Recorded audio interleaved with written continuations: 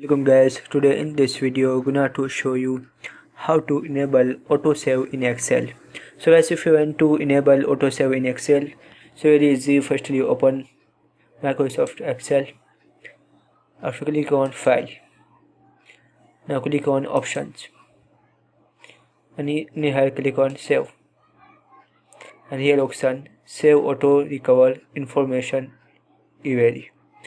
So if you want to change time, if you want to 10 minute every 10 minute, so set time. After click on here, okay, that is.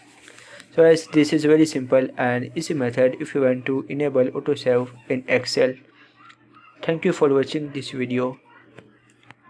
This is very quickly and simple method to enable autosave.